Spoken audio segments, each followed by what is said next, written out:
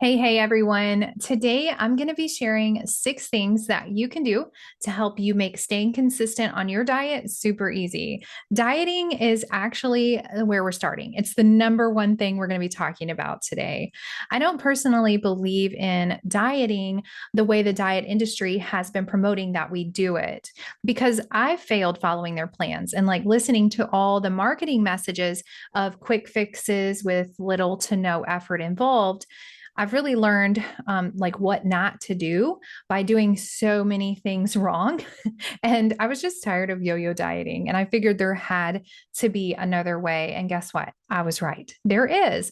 There is. But that's a story for another day. Check it out. Okay. The first thing to do to stay consistent on your diet is to stop dieting. I know. It sounds super counterintuitive, right? Or is it? So, the first thing is to think twice before you go on a crash diet. Okay. There's a reason these are called crash diets because they cause you to veer off course on your way to getting healthier and leave you in a ditch somewhere. But for real, crash dieting is what I call extreme dieting. And it's basically following a diet plan that is super restrictive or very low calorie and pretty dangerous. The reason these don't work is because they aren't sustainable. I want you to remember this. The key to weight loss that lasts is the way you lose weight is the way that you're going to need to maintain it. So if you can't keep it up, you won't. And eventually you're going to fall back into those old, easier habits and be right back where you started, or even worse sometimes. So instead, look at changing your eating habits a little bit at a time. Set yourself up well by making your environment conducive for your success as you're working on creating new healthy habits, which leads me to my next point. Surround yourself with healthy foods.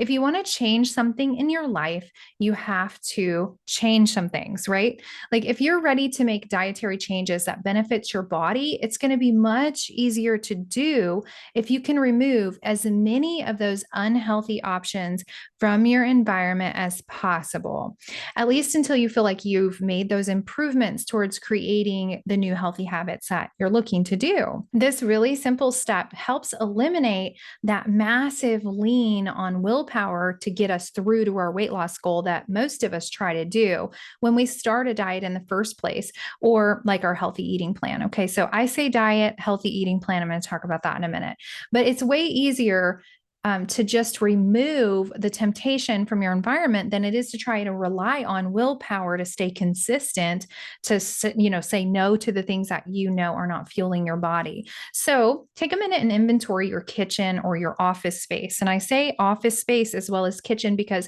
a lot of times we have food in our desks, food around us in our office space. So I want you to think about your office as well as your kitchen and just kind of do an inventory wherever you eat or you snack regularly. Okay. Start by taking away all those unhealthy options that are going to tempt you at first. Like you just know you can't say no to those things. Go ahead and remove them. This isn't to say that you shouldn't ever have a cookie or a piece of chocolate. No, no. But if you know that you can't stop at just one, or that you're going to grab one every time you go by and just see it, then just go ahead and remove that from your environment, your line of sight, or where it's going to trip you up. Throw it away, give it away, hide it, whatever you need to do. Then replace those options with healthy foods and snacks. So if you're hungry, you're going to eat the healthy food because that's really all you have to choose from. You don't have another choice. So you've removed this whole section of foods that you couldn't stay consistently away from. And you have this only healthy food section or healthier food section of your life now. And it just makes making that decision so much easier. It's a little hard if your family isn't on board with ridding your house of all the junk food, like all together. But if you share your goals for better health with them and ask them to support you, I'm sure they're not going to mind helping you out. You may even convince them along the way that they don't really need that junk food themselves, and they may even opt to join you in your journey to better health. It's always easier to do this with a friend, which leads me to my next point.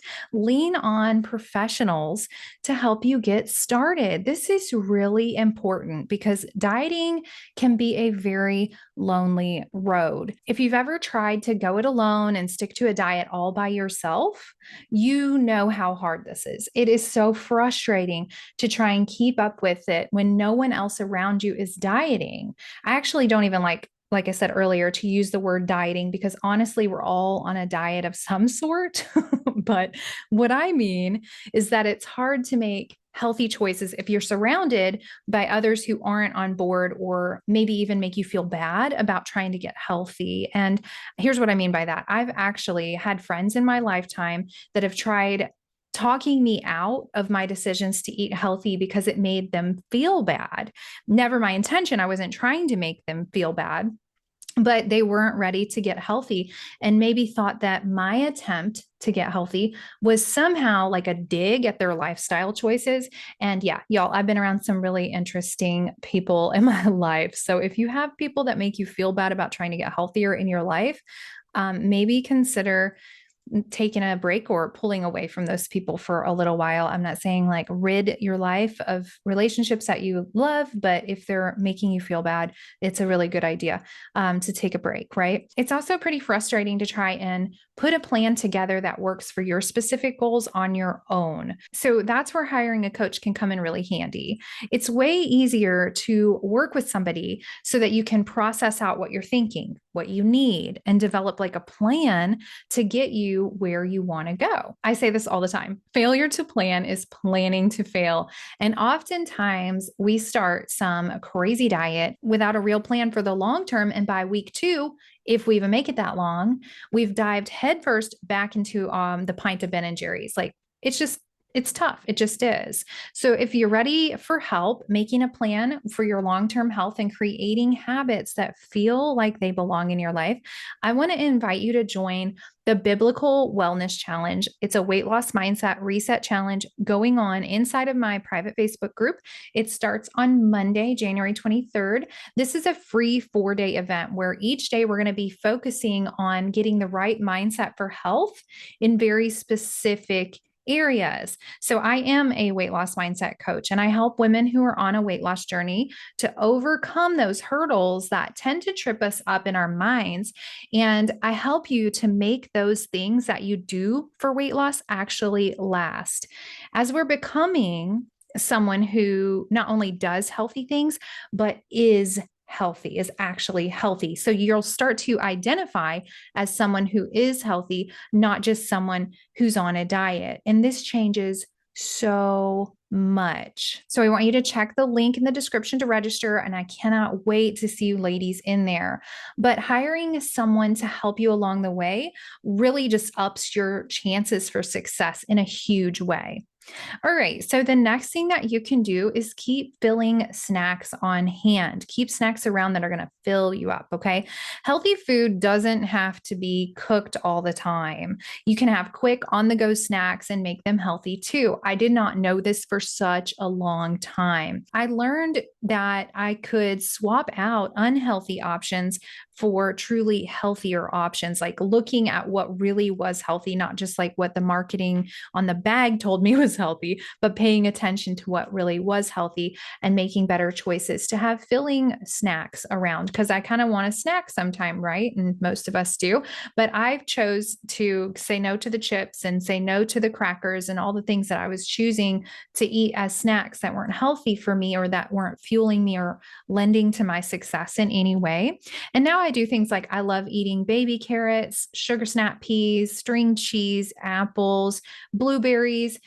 Some really healthy other snacks that you can get on the go is like using those little cups of Okio's Zero Greek yogurt, or just getting a big tub of it and keeping it in your refrigerator. I'm so thankful for Lily's chocolate, like Lily's chocolate chips, Lily's chocolate bars. Those things are Amazing. I'm so thankful. Whoever created those, if her name's Lily, Lily, thank you so much. I'm so thankful. There's stevia sweetened chocolate. It's very good. But I also do things like grab almonds, walnuts, strawberries, hummus, meat and cheese wraps. That's something I actually had really quick today for a snack because today's been a very busy day. So I just grabbed a couple pieces of deli meat and I wrapped a piece of, I think it was Munster cheese around the meat and I just ran out the door. Like I was really busy and I didn't have time. And that was what I did. So, my favorite snack though, honestly, if I have time to like do this, it doesn't take a lot of time, but it's one of my favorite healthy, it's almost like a dessert, but it's a snack. It's called apple cookies. And I came up with this, my version of this from an idea that I found on Pinterest, like, I don't know, somewhere over a year ago or something like that. I basically take an apple, it doesn't matter what kind of apple it is. I usually keep gala apples or the pink lady apples in my house because those are my favorites. But whatever apples you like, probably more on the sweeter than the tart side would be good for this. But I just slather, like, well, I cut them up first in slices that look like cookies. And then I just take a knife and cut the core around, out of the center of each one of those. And then get some no sugar peanut butter. So I use the one that's 100% peanuts, is what the brand is called. And I put some peanut butter on like one half of the slices that I made. So if I sliced an apple and I got 6 slices, I put peanut butter on 3 of those because one's going to be the bottom, one will be the lid. I'm trying to explain this to you without actually showing it to you. But I do have some videos on my Instagram and my TikTok of these fantastic cookies. So if you really want to see them, go check it out on TikTok or Instagram. I think the full version is on both actually. So you can go check that out. It's like a 30-second or 15-second reel that I created to show you how I make them. But anyways, I just slather on the peanut butter. I sprinkle on a little bit of coconut flakes, unsweetened coconut flakes, and then a couple of Lily's chocolate chips and some walnuts. And then I put the untouched part of the apple on top. So it's like a lid. I call it the lid. And I have a cookie and it's so good. And I have like 3 or 4 of those out of an apple. And I feel like I'm eating dessert, but it's really healthy. And whole food and filling. So that's a really great way to stay on track on your healthy eating plan, is keep things around that you're going to enjoy, that are not going to trip you up, that aren't going to make you go, okay, I ate that. Now I need to eat this too, and that and everything else. Okay. Which leads me to the next point, the all or nothing approach. This is a really big stumbling block for so many women in their weight loss journey, mine included, for so long. And it's just having that all or nothing approach to weight loss. And if you've been listening to me for any length of time, you've heard me say this before, but having an all or nothing mindset totally trips you up in your efforts to stay consistent. And here's why. If you decide to eat healthy tomorrow, and you planned out like all the things you're going to be eating, but by noon the next day, you've eaten a donut, you forgot your healthy lunch, so you had to go like get McDonald's, and then the all or nothing approach thoughts in your mind say, well, I've already eaten crap all day. I might as well just forget the rest and eat all the things that I know I'm never going to touch again after today, and I'll start again tomorrow. Those are the thoughts that played on repeat in my brain, at least. The problem here is that you throw out the entire day, you throw it all away instead of just purposing to make your next eating opportunity a better choice. And doing this also led me to eating way more than I ever intended, trying to cram in all those unhealthy foods that I felt like I was never going to get to eat again, which of course isn't true. I was going to eat them again. You can eat them, and you likely will eat them.